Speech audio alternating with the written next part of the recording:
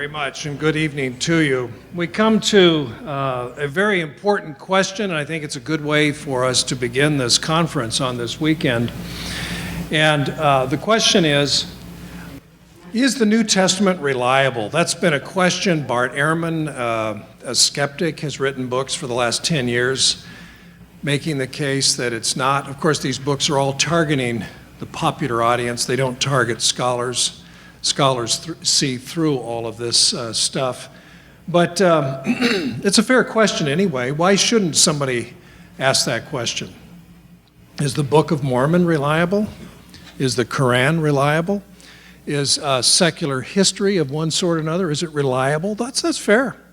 We're thinking human beings. We should ask questions like that. We should ask, what is the evidence? What's the documentation? Is it just blind faith? Is it something, well, our parents or grandparents told us, and so we simply accept it without any critical investigation? And thinking people ask questions, and they want to know, why should I believe this? Is this true? Did such and such really happen? Is it something that I can accept? And so the real question behind, is the New Testament reliable, really focuses on the Gospels. It focuses on what Matthew, Mark, Luke, and John, the first four books that are in the New Testament. The New Testament, for some of you who might not know, the Bible is made up of two testaments, an Old Testament and a New Testament. And the New Testament begins with Matthew, the first of four Gospels. Then it has what's called the Acts, or the book of Acts, that describes the early church and how it begins and how it grows. And then the rest of the New Testament is made up of letters and an apocalyptic vision of the future, the book of Revelation. But a lot of the debate in recent years has focused on the Gospels. A lot of the debate also focuses on the text of the New Testament. And you will have Professor Dan Wallace later this evening, and he's an expert in that very field. So I'm not going to say anything about that. So I'm going to talk instead about why we think the Gospels really are reliable. They do tell us about a real person in history. Jesus of Nazareth, they tell us about the things he really said, the things he really did, and that helps us understand why the Christian church came into existence. The Bible is a very important book. It claims to be a record of revelation. This is why we need to investigate this topic. It has had the single of any book ever written. It has had the single greatest impact on the world, especially in the West, where its message was received and where it took hold and shaped culture. In fact, it's been pointed out it's the all-time bestseller on the bestsellers list for almost 100,000 weeks. That's pretty good. The message of the Bible transforms lives, individually, collectively, whole societies. The Bible promotes education and literacy. The Bible encourages science. You may be given to believe that that is not true, or it's the opposite, but that's not true. If you know actual history of the church and the history of science, you'll know that some of the greatest innovations were made, in fact, by Christians who believed what the Bible said, namely that our cosmos is organized. It follows certain principles and laws, and therefore the task of science, inquiry into understanding how things work, actually can be successful. The Bible remains relevant today. A relative of mine said something about, well, why pay attention to such an old book? That's an interesting question. So I hope this will help you understand it. It may be an old book, but it remains very relevant. The Bible's narratives are supported by historical research and archaeology. In other words, to trust the Bible doesn't mean it's just a simple pious act of belief without knowing any evidence. There actually is very solid evidence behind the historical narratives of the Bible. The Bible's understanding of humanity is right on target. The best of psychology, the best analysis of the human being reflects what the Bible in fact says and describes about humans. The Bible's disclosure of God is unrivaled. It's a monotheism. It's not polytheism. There isn't any superstition. but rather hones in on what I believe many scientists are recognizing. The world actually had a beginning. There was a time people denied that. That's widely respected and recognized now. The world had a beginning. Something very big came out of nothing. Very big, the universe. The Bible's disclosure of God is unrivaled and in some interesting cases is confirmed. The Bible is important, but can we trust it? Is it full of myths and legends? Are the records written long, long after the supposed events? Is the Bible full of contradictions, as some claim? What does the evidence show? Well, here's what it shows. Just an overview, and then we will get into it in my presentation right now, but also in the shorter talk tomorrow afternoon. The four Gospels reflect the real world of Jesus and his movement. So let me teach you a new word. And for those of you who are university students, learn this and then drop this word casually in conversation with friends and family, and they'll be very impressed. That word is verisimilitude. Yeah, did you hear that? It's two words, two Latin words, verisimilitude.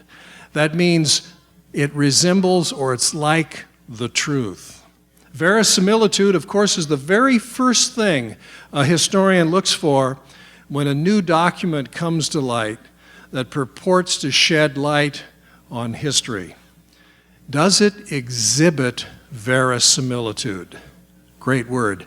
Use it at home next time you're with your parents. They'll go, whoa, I don't know what we're paying for tuition, but obviously it's not enough. Try it. The Gospels reflect the real world of Jesus, as we see in archaeology and other historical studies. So does the book of Acts. The book of Acts, it bridges the life and teaching of Jesus, as recorded in the Gospels, introducing the church, the beginning of the church, and then the letters that Paul and other apostles wrote. The book of Acts reflects the real world of Palestine and the Eastern Roman Empire of the first century. The writers of the rest of the New Testament were intelligent, articulate, informed people. They weren't crazies. And if you give their writings a fair reading, you can see that for yourselves.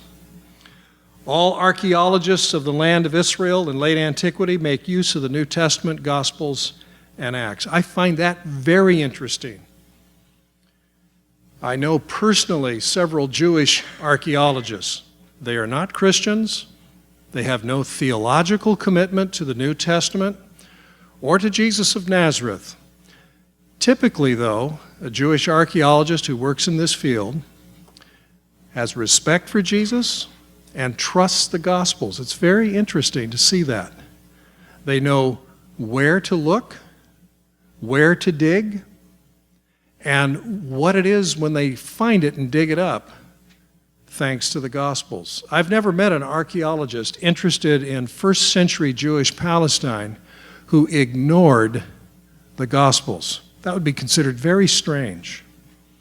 And by the way, just in case you're into all the Dan Brown conspiracy stuff, the Vatican, keeping certain Gospels out of the New Testament and all of that nonsense, I have never met an archaeologist who will tell you that, well, you know, you really want to use the Gospel of Thomas, or you really want to use the Gospel of Judas if you really want to find out what's happened in Israel.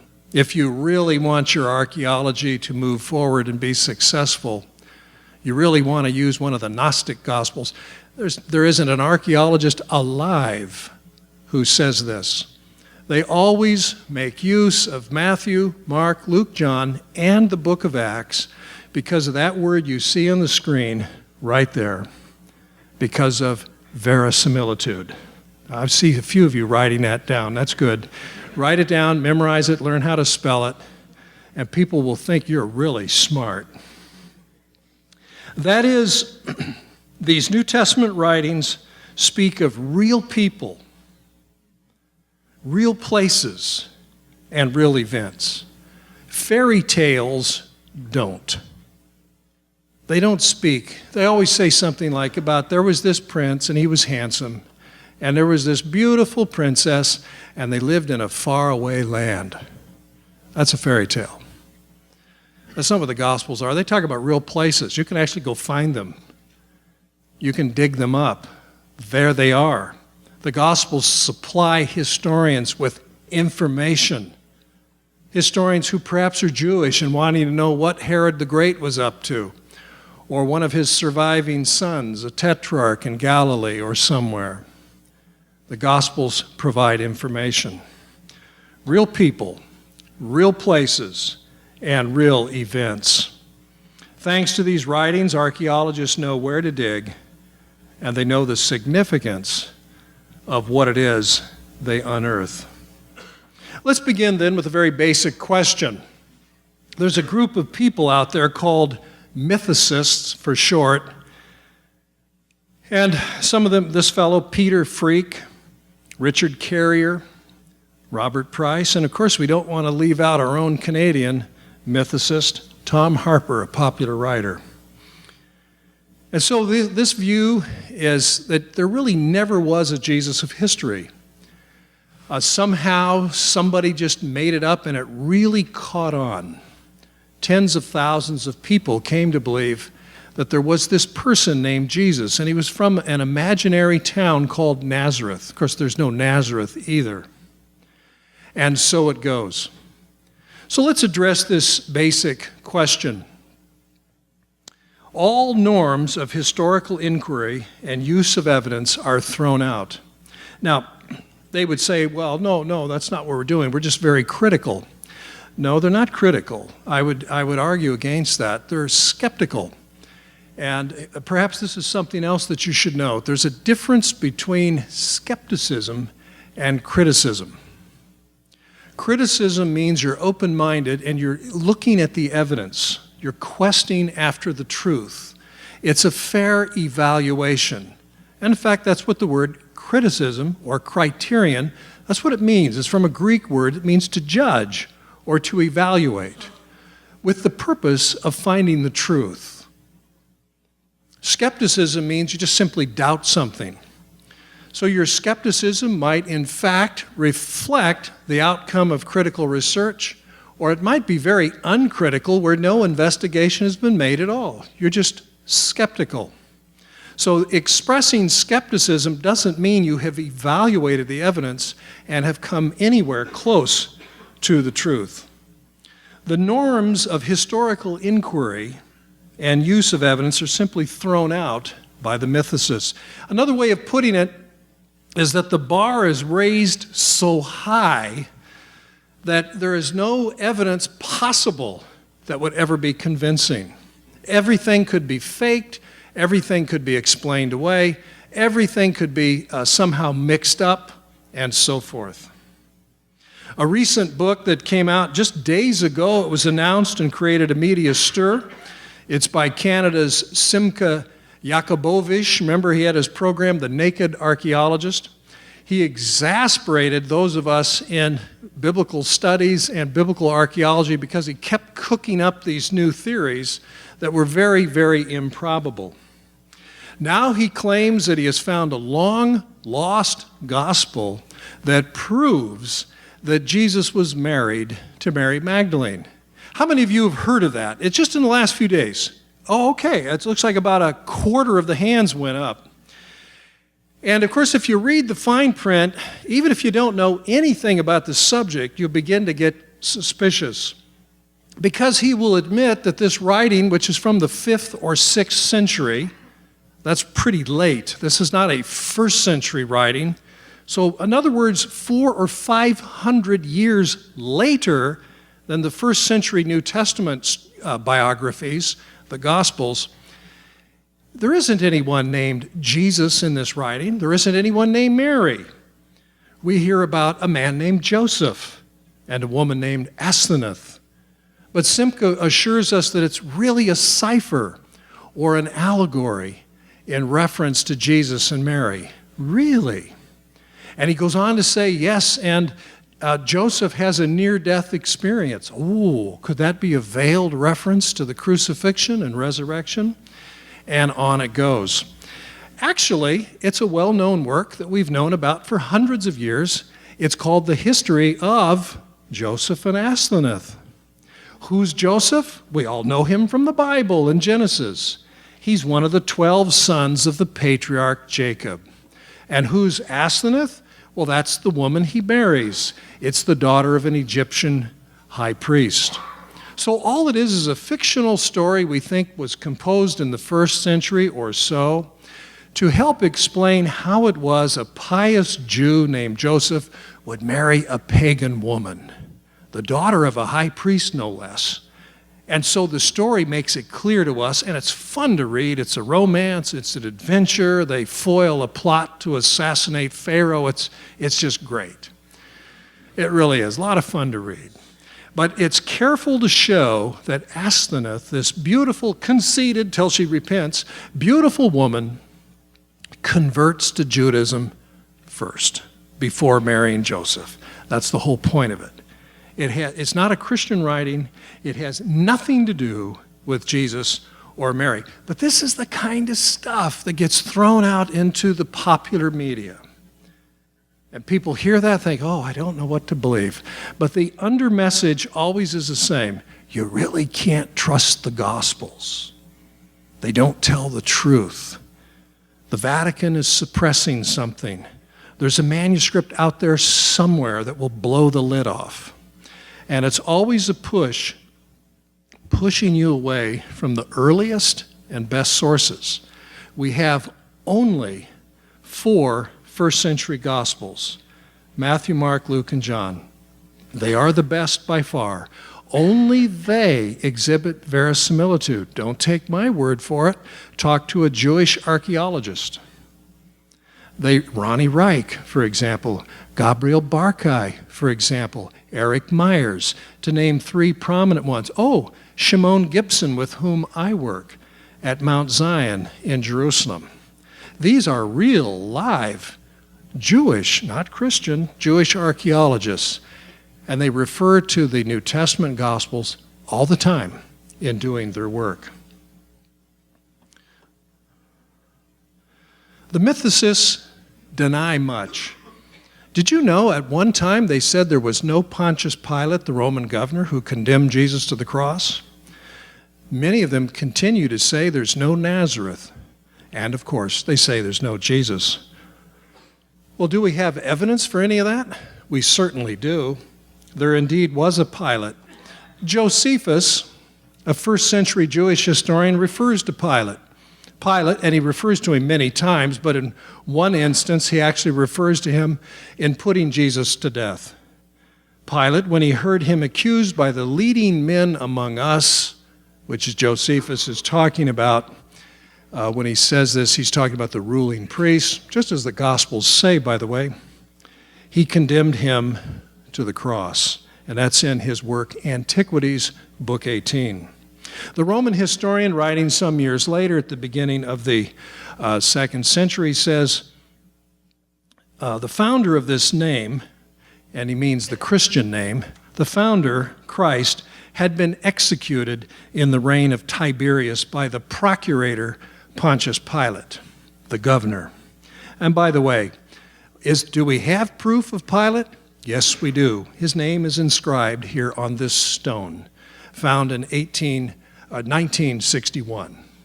In the 1840s and 50s, we had some skeptical scholars, one of them a German named Bruno Bauer, claiming that there was no Pontius Pilate. The whole thing was made up.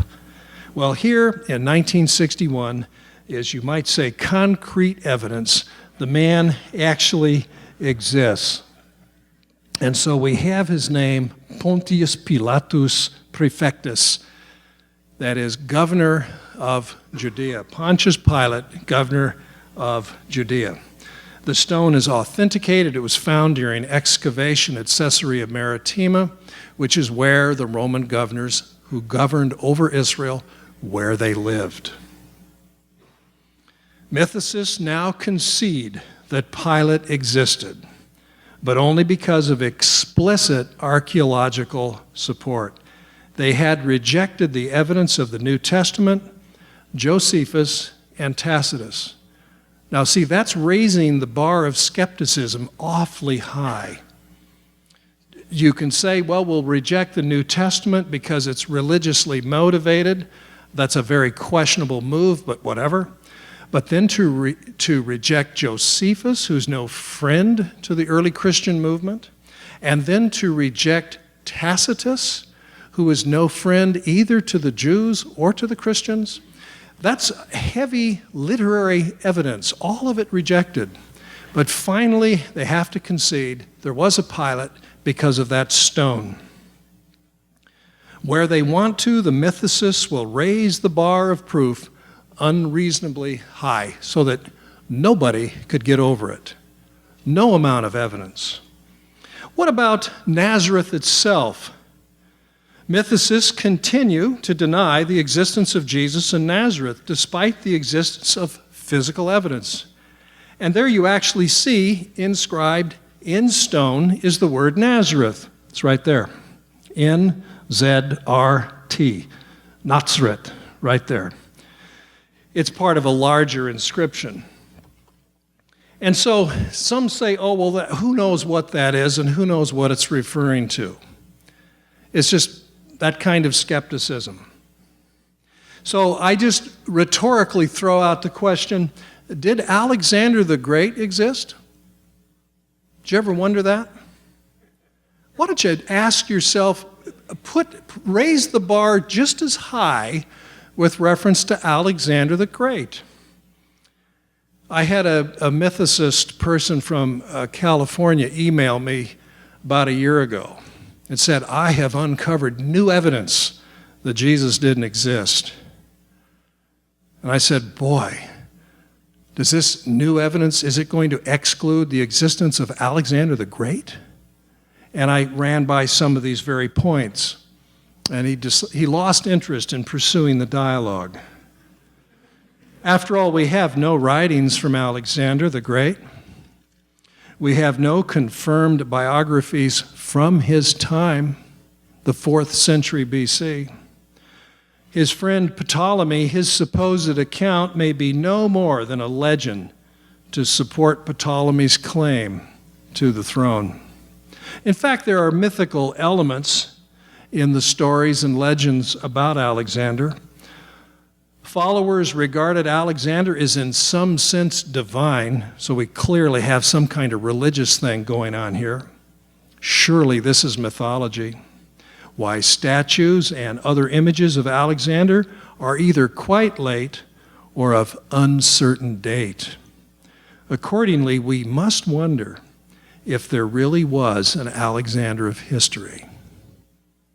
Well, of course, I think that's all silly. There's no doubt there was an Alexander the Great, but the evidence for him isn't that great. And the evidence for Jesus is in many ways even more impressive. The existence of Jesus is accepted by the vast majority of scholars and historians of every stripe. Even the Secular Society of Biblical Literature, of which I and Dan Wallace are members, has no program unit that explores the evidence or lack of evidence for the historical Jesus. Why is that? The evidence simply is overwhelming. What is the evidence? Very quickly to summarize. Well, Paul, the well-known Apostle Paul, under his Hebrew name Saul, and he became Paul later, he was converted, we think, about a year and a half, maybe 2 years or so, after the Christian movement got underway, either in the year 30 or 33. Both are good options. He met some of Jesus' original followers, including the apostles Peter and John, among the original 12, and some of Jesus' family, including his brother James. Even Bart Ehrman, who's very skeptical, said, in talking about this, if Jesus didn't exist, I'm sure his brother James would have known that. Good point, Bart. You're right. Mythicist claims cannot explain this away in a reasonable way. Paul refers to Jesus in all of his letters, mostly focusing on his death by crucifixion. He is clearly speaking of a real person, not some sort of idea or principle, but a real person who suffered on a real Roman cross. We have 4 early biographies, which I've already mentioned, the 4 Gospels. They were written in the 1st century, and they describe the life and teaching of Jesus. At least 3 of them, Matthew, Mark, and Luke, what we call the synoptic Gospels because they so closely relate to one another, were written in the lifetime of those who lived in the time of Jesus. How strange to think that 3 Gospels would be written describing a non-existent person who supposedly lived and died and was resurrected just 30 or 35 years ago. And people would all be scratching their heads saying, well, he did? Who knew him? And who would volunteer? Who would come forward and say, well, I knew him, when in fact nobody knew him? Don't you think that would get out? There is credible evidence of eyewitness testimony in the Gospels. People who saw things and were struck by them and have vivid memories. But outside the Christian circle, here's a Syrian, a fellow named Mara bar Serapion, in a letter to his son that we date sometime after the year 73 AD. That is just 3 years or so after the destruction of Jerusalem at the hands of the Romans and the destruction of the Jewish temple. He says this, "What else can we say when the wise are forcibly dragged off by tyrants? For what advantage did the Athenians gain by murdering Socrates, or the Jews by killing their wise king? Because their kingdom was taken away." I've left out a lot of the letter, and it's very self-serving. He compares himself, he's been jailed, and Mara is saying, well, son, that's what happens to brilliant people like me. I mean, what happened to Athens when they murdered Socrates? They lost out. What happened to this other people when they got rid of Athenagoras? And what happened to the Jews when they got rid of their wise king? Well, that's what happens. So it's an interesting letter. It's not a Christian letter at all. But this person, writing about 40 years or so after Jesus' crucifixion and the beginning of the church's proclamation of the resurrection, he compares himself to Jesus. Would someone in jail feeling sorry for himself appeal to a non-existent person? And of course, there are other pagans that refer to Jesus. Pliny Jr., the governor of Bithynia in today's Turkey, ruled as governor for a couple of years at the beginning of the 2nd century, and he writes a letter to Emperor Trajan. He's talking about these pesky and annoying Christians. And thanks to these Christians, pagan sacrifice and pagan cultic activity has gone into decline with serious economic ramifications. So he's bringing them in and forcing them to revile or curse Christ. When they reviled Christ, see that? And they reviled Christ. Twice he refers to Christ as a real person. And then I'm skipping, of course, parts of his letter. They had met regularly, he says, these Christians, before dawn on a determined day, Sunday, and sung back and forth antiphonally a hymn to Christ as if to a god. Is this a non-existent person that stands behind the church? That's news to Governor Pliny. Or how about the Roman historian Suetonius writing about 120?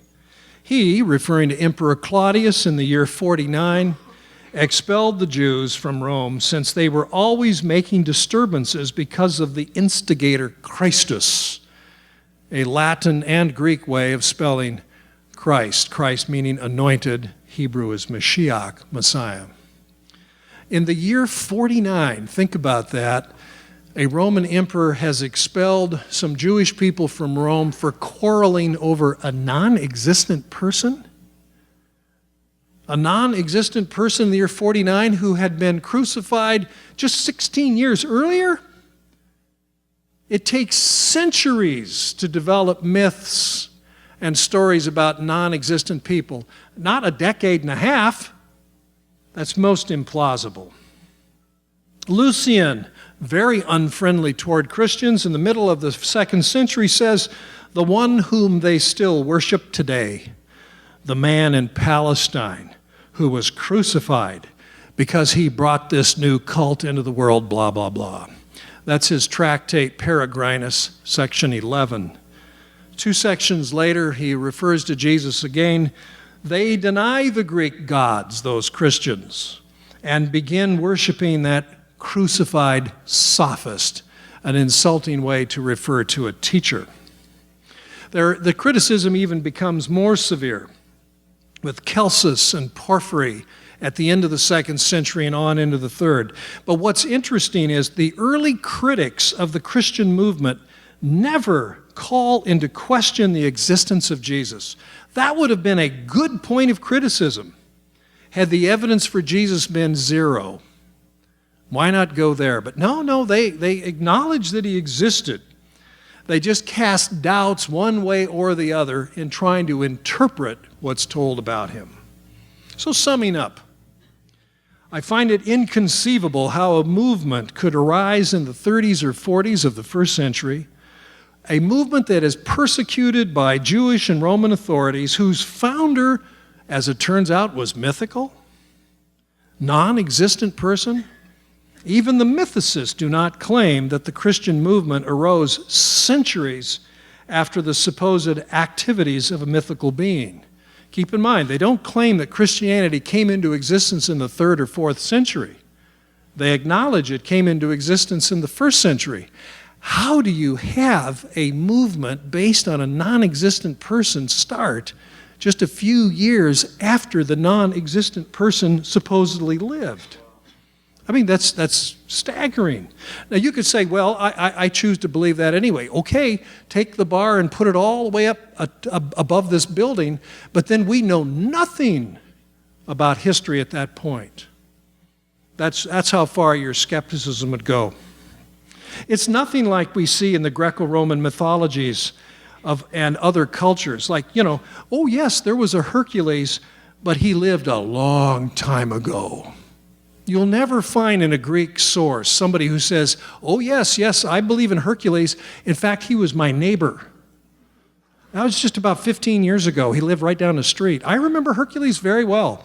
There's nothing like that, nothing comparable to what we have in the New Testament Gospels and in the letters of Paul and other writings, as well as Jewish and Christian writings a few years later.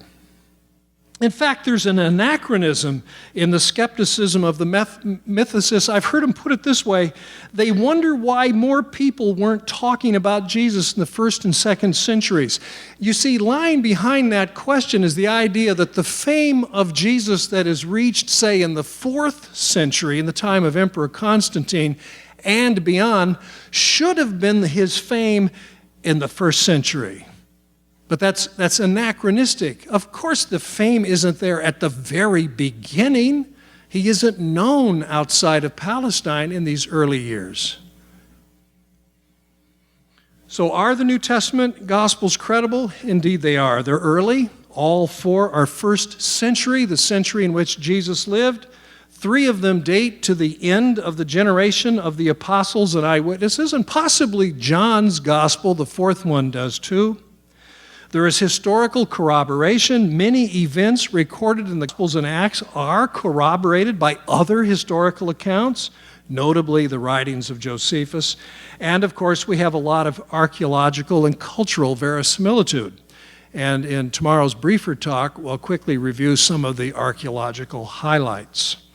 But there's even more about eyewitnesses. Papias, writing in the early 2nd century, talks about his personal acquaintance with people who knew the disciples of Jesus. And so we have some very important quotations relating to him. In fact, he was so impressed by eyewitness accounts, he preferred them over written books. He even means here the Gospels themselves. Paul, remember, was converted within a year or 2, or at most 3 years. He knew some of the original disciples, including family members. We have his letters. We don't have second or third hand accounts about what Paul knew. We have Paul himself telling us that he knew these people. We have substantial evidence for the antiquity of these Gospels and very good reason for believing that they reach back in time. For example, Paul himself, in letters that are written in the 50s and early 60s, he is familiar with some of the Gospel stories, notably the Last Supper or the Lord's Supper. He actually quotes a version of it almost identical to what we have in the Gospel of Luke. He, of course, knows of the resurrection and admits that it's tradition that preceded his own conversion. And that's in 1 Corinthians 15. That would reach right back to the early months of the Christian movement. He knows of Jesus' teaching and cites it in various places in his letters. First Clement, writing some years after Paul's death, maybe about 30 years after his death, he too knows of Jesus' teaching, the very teaching that we see in the Gospels. Ignatius, writing about,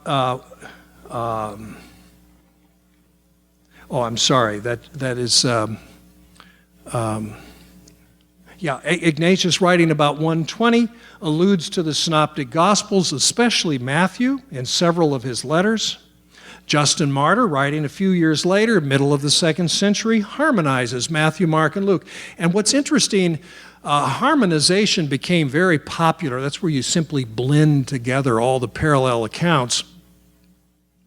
And nobody ever blends together Matthew, Mark, Luke, John, and a couple of other Gospels. Nobody blends together Matthew, Mark, Luke, John, and Thomas, or one of the Gnostic Gospels. I find that very interesting.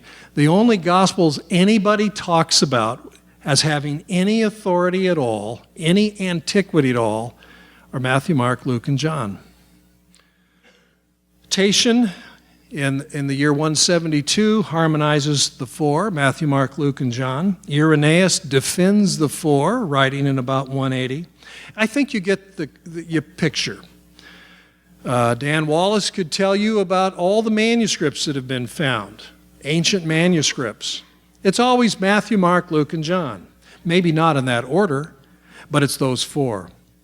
You're not going to find Matthew, Mark, Luke, John, and Thomas, for example. The four New Testament Gospels were written in the 1st century, had to be written in the 1st century to be so widely known, so widely disseminated, and regarded as the only authoritative accounts of Jesus. This conclusion is not challenged by scholars trained in the field, only by the mythicists. In fact, atheist James Crossley, now he's an atheist, so he has no theological dog in the fight, so to speak. He does not doubt for a moment that Jesus was a real historical person. In fact, he argues surprisingly that the Gospel of Mark is much earlier than what I have been saying. I typically date Mark in the 60s. He dates it in the late 30s or early 40s. That is quite surprising. And other scholars have dated the Gospels in the 50s and 60s instead of the 60s and 70s. In fact, Luke, I'm reconsidering these dates. Perhaps my own dates are a bit late, and maybe I should date them a bit earlier. The book of Acts comes to a conclusion in the year 62.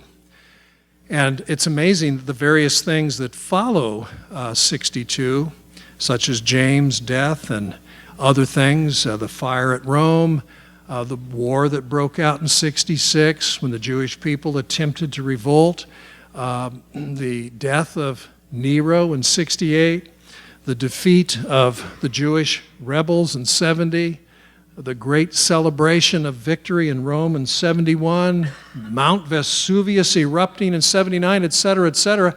So I'm beginning to think we should not date Acts so late, on into the 70s or later, because surely those would be things the author would want to talk about. So it could be Luke and Acts shouldn't be dated much later than 63 or something like that. And we have more evidence of reliability. I've talked about real people, real events. These are people like Pontius Pilate, Herod Antipas, the high priests, Annas, Caiaphas, Herod Agrippa I and Herod Agrippa II, Roman governors Felix and Festus. The Gospels speak of real places, cities, roads, lakes, mountains, which are there. You can find them. They speak of real customs like the Passover or issues of purity and Sabbath.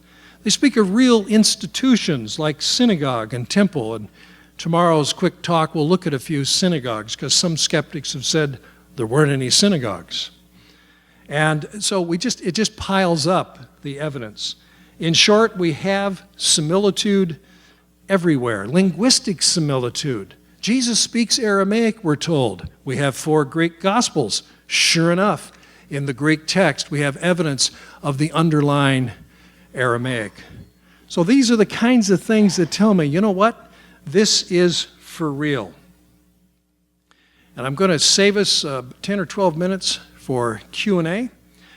That picture, I'm at Oxford in Magdalen College, and that's an exceedingly old fragment of the Gospel, or 3 fragments actually, of the Gospel of Matthew. Fragments of chapter 26, and they're dated somewhere between 170 and 180 AD. And this talk tonight, as well as the one tomorrow, are available at the book table, and that just lets you know what's available in it, about 15, 16 PowerPoint things, some videos and other things. But I would like to receive some questions from you right now. Thank you very much.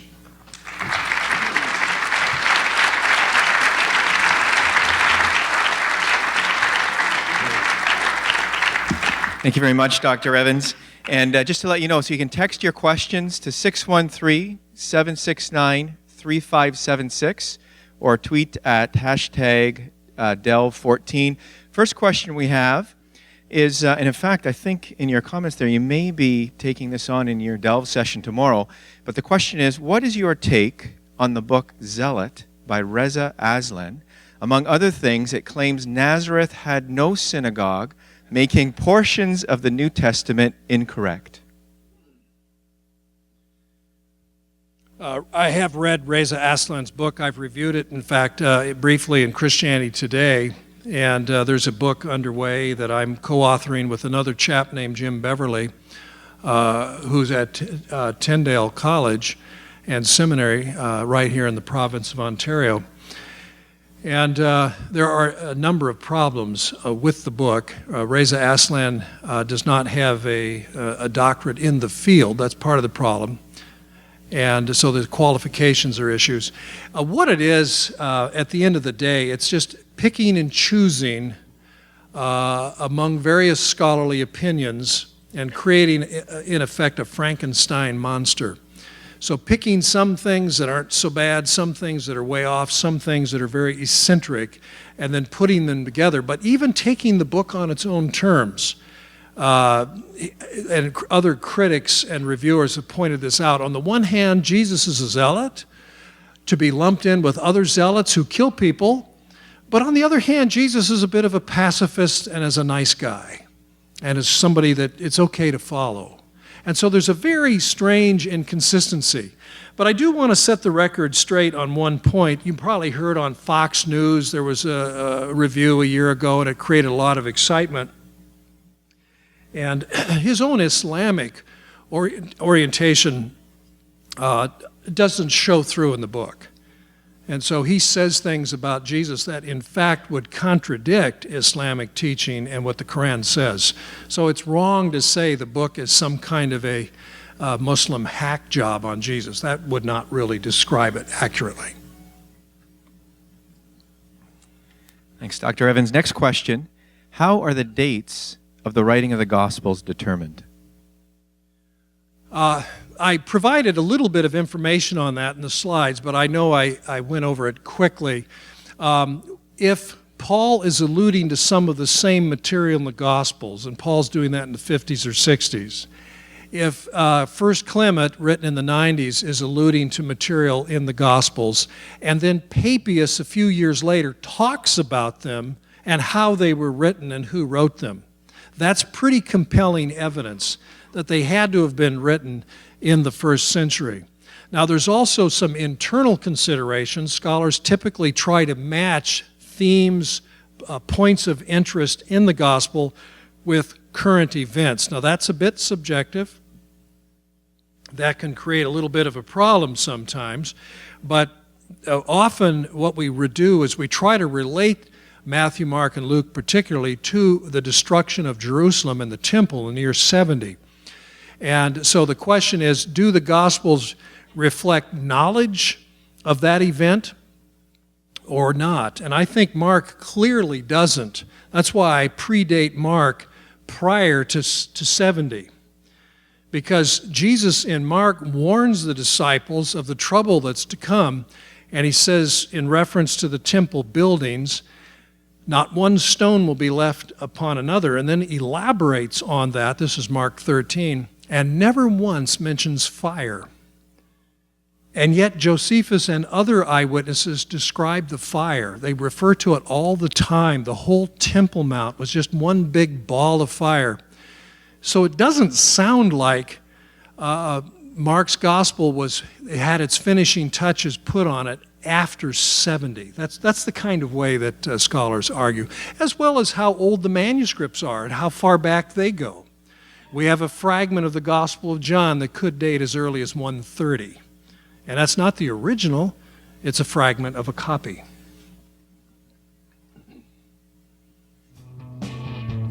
Thanks, Dr. Evans. I think that's all the time for questions from this session.